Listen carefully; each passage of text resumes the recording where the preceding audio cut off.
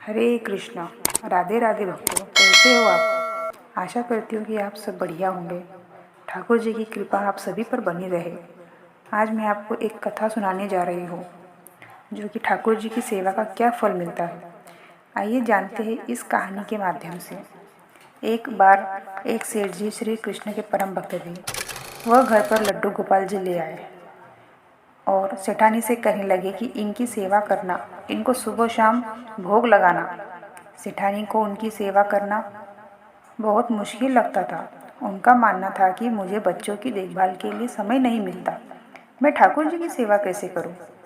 एक दिन उसने लड्डू गोपाल जी को अपने बंगले के बगीचे में मिट्टी खोदकर दबा दिया। अपने पति को कहा कि लड्डू गोपाल जी चोरी हो गए। सेठ जी को बहुत दुख हुआ, लेकिन ठाकुर जी की इच्छा मन मानकर रह गए। उनके घर में एक माली बगीचे की देखभाल के लिए अक्सर आता था।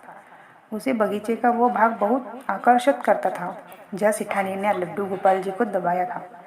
एक दिन उसने उस भाग को खोदा तो उसे लड्डू गोपाल जी मिल गए।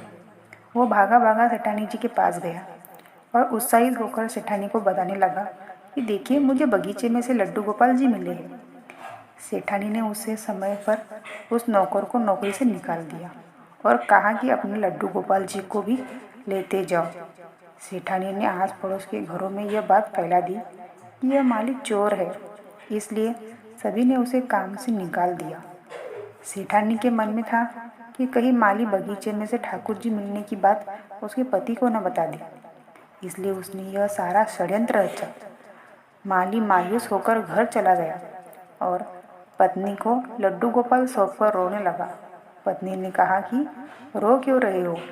यह तो अच्छी बात है कि आप लड्डू गोपाल घर लेकर आए। माली ने सारी बात अपनी पत्नी को बताई कि कैसे लड्डू गोपाल के मिलते ही उसकी नौकरी चली गई।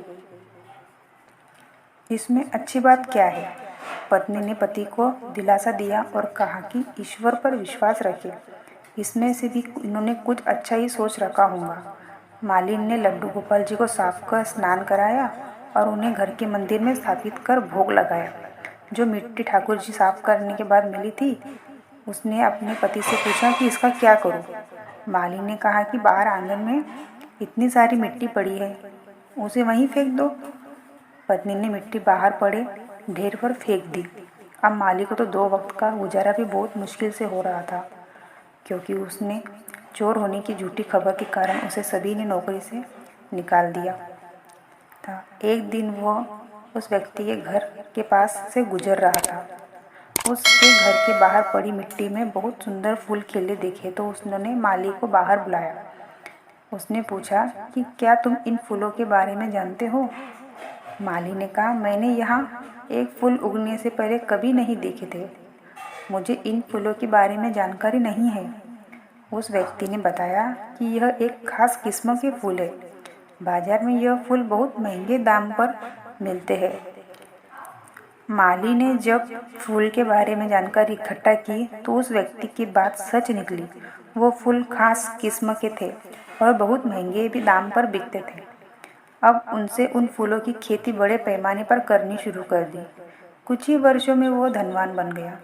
उन दोनों पति पत्नी ने निश्चय किया कि ठाकुर जी की सेवा में विघ्न न आए, इसलिए हम बच्चा नहीं करेंगे।